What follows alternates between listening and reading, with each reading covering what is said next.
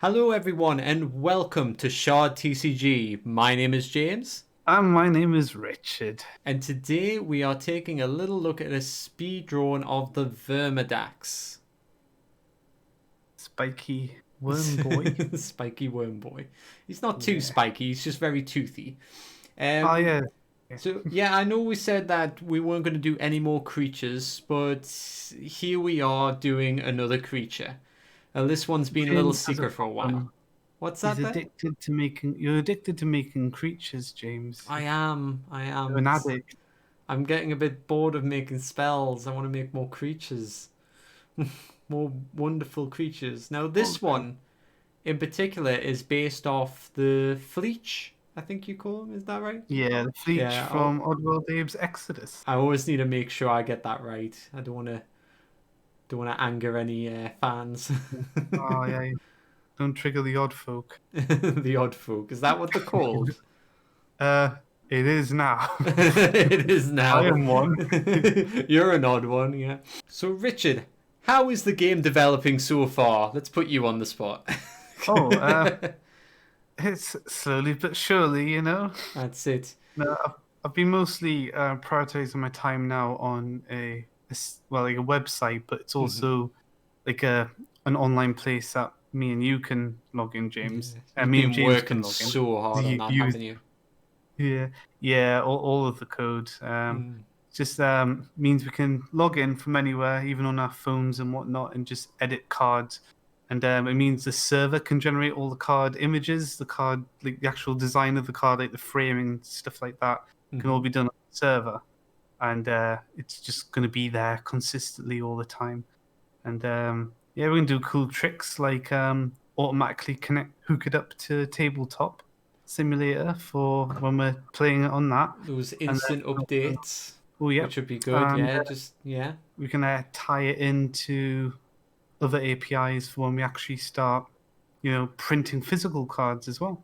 Oh This makes Lord, things a hell of a lot easier. I And it can't means we can wait. organize the cards and like report on them as well. We can be Mm. like, what element doesn't have many spells? And we can like do little checks like that to really like analyze our card data, you know? I know. I think these are the things where we're gonna notice a lot of difference from set one to set two, because once this is all in place and we have it right from the beginning. I mean, I imagine our approaches will be a bit different for set two as well, but I think there's going to be a huge difference in terms of just general preparedness.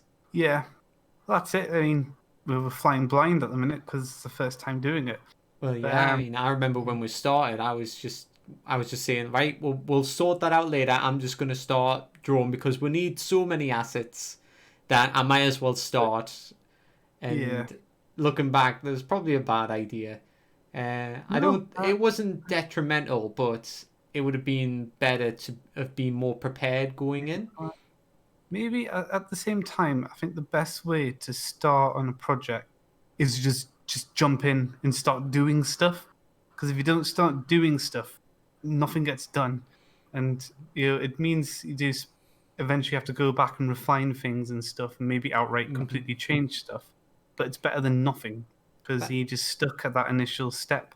So you just got to just do something. I think. I get that as well. Yeah, I think both are right in their own way. I mean, you don't want to waste a lot of energy doing something Time. that's going to go to waste. But at the same time, I am a doer. I understand that. I like to. I Yeah. don't want to talk about it. I want to do it. I want to get this game done so I can play the game more.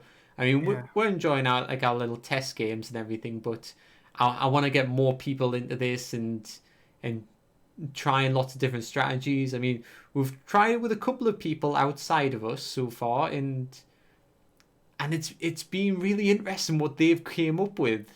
Yeah. Like I gave it to my brother the other day to see what kind of deck he would build, and it was really interesting because I was thinking, well, why have you got that card in if you don't have this card? And he goes, well, I'm going to combine it with this other card, and I was just thinking, bloody hell, I didn't think you could even. He was seeing things. Yeah. No, neither of us had ever mentioned it before, but yeah, he was.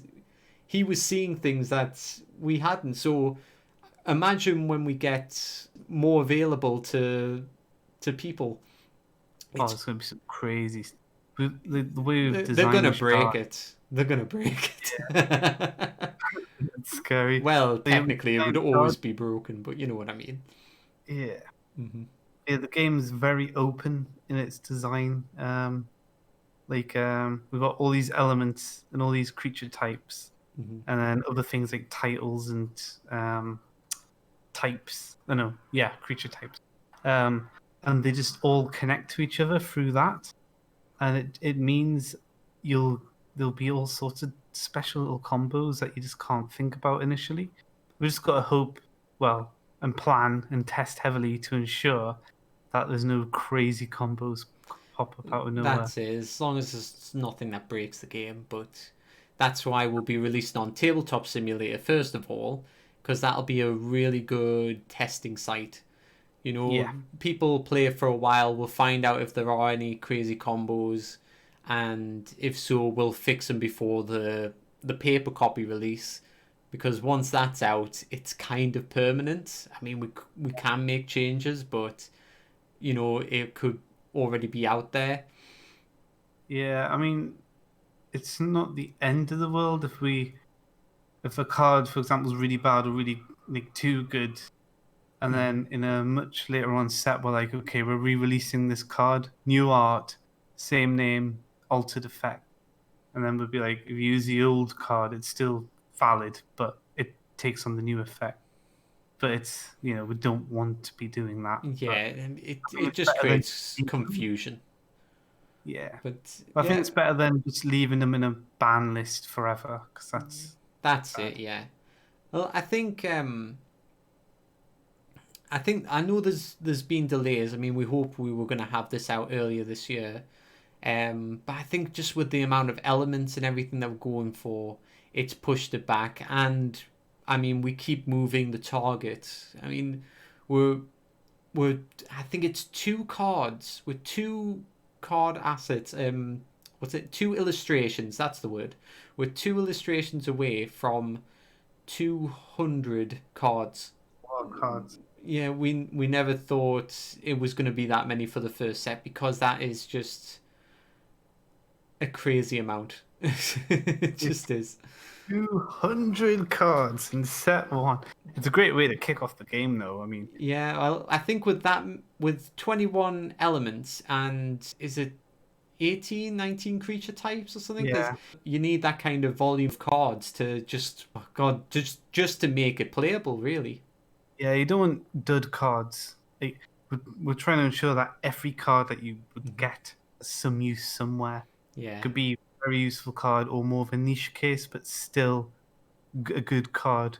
Hmm. I hate the concept of trash cards where you get them and you just don't use them, or cards where it's like, oh, this card to use this, I need 20 of these different cards, and it Hmm. only works with those and nothing else. You don't Exactly. And really do.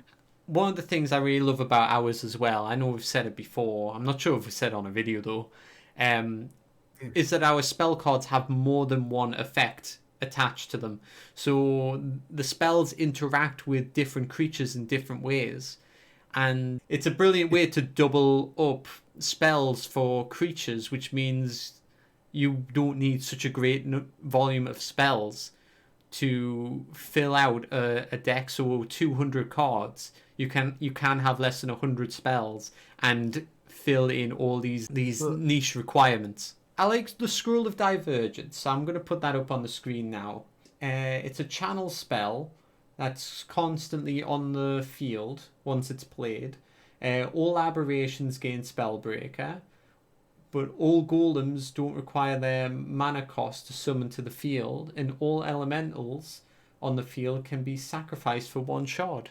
So that's a good example of how it can affect different creatures in different ways, and we have a few things like that. So if you have a deck that is focused in one way, you do have to be cautious about who you're playing against, as your spells may affect them in unpredictable ways. it's quite good because I think elementals they're quite kind of special compared to other creatures in that they can slip into a lot of decks. You don't have to have an elemental deck. You can just Yeah. go, oh, my deck has a lot of this element, I might as well throw the elemental in. And it means you can then use Scroll of Divergence with that elemental in pretty much any deck. But then if you're rocking out golems, you can use Scroll of Divergence for those. And then you might have an elemental in there, and you get a double up, and the spell becomes twice as useful. Well, that's it. Uh, Yeah. and then obviously the same goes for aberrations. And you can also pull something crazy like an aberration golem elemental deck, which I don't know if it's possible yet, but we're only on set Well, one. with this card, it is. So what we want to do is just a little surprise for the end, if anybody's still listening or watching, I suppose. We're going to take a look at some more secret cards that we have been making. These will be up on our Discord server after this video has came out, so be sure to check out the Discord server. It's in the link below, but we're going to have a little run through them now. So the first one is the Carcarian. The Egyptian crab. The Egyptian crab, as Richard likes to call it. Yeah. I wasn't bothered about all order creatures and stuff. Wasn't really an aesthetic appealing to me. Mhm. Although I do try to develop on aesthetics that aren't appealing. I like to spread myself around, you know. But when I saw this, I'm like, oh, I know. I want an order deck with Egyptian creatures. Well, the way I see it is order can have gilded things, so I made a crab that had gilded parts to it, and it just lit up your eyes when you saw it. So Yeah. I'm quite happy that you're a fan of it. The next one, and we're going to take a look at the Gekken. Oh, the Swole Gekken. The Swole Gekken. Well, when I made the Gekken, he just came out muscular naturally. I couldn't really picture him being thin. I'm not sure why. I just couldn't draw him thin, so he just came out buff. So it's a different take from a Lycanite's mob, but he looks good that way, you know, it's not a bad thing. I mean, it is an air reptile, so it makes sense that he's a cloud. He's puffy like a cloud. Alright, and then we've got the Calkia. Now, if any Lycanite's mod fans are looking, they may notice a small mistake. The Calc doesn't have the correct tail. The club tail. Yankee tail. Yeah, that's going to get fixed, so don't worry about that. We've got a few fixes to go as we're finishing up the game. Some of the cards will be getting completely redone, and some will just be getting little touch-ups, just whatever we need. I don't think it'll ever be perfect, so when it releases, if you do have some criticisms, sorry, but there are 200 cards to cover. So next up, we've got the Red Cap. Ah, yes. Another addition to the Anthronians, just to increase their numbers a bit. As most of the Anthronians were higher levels, we want to make something a bit lower level, a bit more accessible, but also chaos, so he's very, I don't know, so he's more versatile for the chaos element. Yeah, he's got that state shift ability on his actions, so chaos decks can make good use of red caps. They're also good little grunts for Anthronian decks, because a lot of Anthronians are going to be a bit pricey, not as much as dragons, but I feel Anthronians are going to be a little bit more expensive. I think it depends. I mean, what we've got planned for set 2, there's definitely a few 2 shards there at the very least. So you can build up to them. If we can get another 1 shard out, a couple of 2 shards, and then the rest are a bit stronger, then I think there's a good pathway to building your deck around Anthronians. Yes. And lastly, we have the Ranotetra Tadpole. Oh, wow. We just recently altered the name. I didn't realize how well that alliterated. That's nice.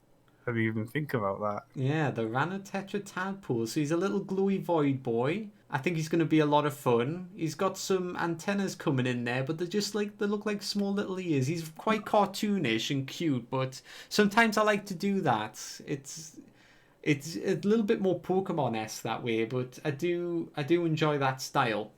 That's character. You got to have cards as well, you know? Yes. If you can draw... When it comes to drawing, you can do practically anything. So why would you always go for realistic? Exaggerate features and make it more cartoony because it's more fun that way. And you can still go for the realistic features, but it's nice to have a bit of both. Yes. And then, of course, the Renotetra tadpole does grow up. So we've got, here's Daddy Renotetra. Renotetra. And Such a cool frog. Yeah, I think it's nice. I love Tongue of Nyx as a name as well. Makes me so happy. Tongue of Nyx. I thought that would be something that you would go for when I wrote it down. I was like, oh, Richard's going to like that. Yes. People may notice that the Renotetra looks a little bit familiar if they are a fan of Dragon Ball Z. As you see, it looks like the Namekian frog, which I've loosely based this off because it has the antenna and the tail. Of course, the whole color scheme and everything is completely changed, and he's got the horns and of course, the antennae come directly from the eye, where it's a little bit different on the Namekian one, but I think that suited this one better. So it is based off that. If anybody pointed that out, well done. Well, that's all our surprise. Ooh, hang on. Ooh, is it? Is it? I believe it is. Probably is. I always feel like we always have another one somewhere. If under the couch. Like, oh, there's the other one. Well, if we forgot one of our surprise ones, we'll put it up on the screen now, so sorry for not talking about it, but thank you so much for watching this video, especially if you made it right to the end. Yeah, so thanks for watching. Please like and subscribe. We've also got the Discord channel link. Should hop on the Shard Discord, get more card teasers and whatnot as well. And yeah, you're welcome. Okay, guys, goodbye.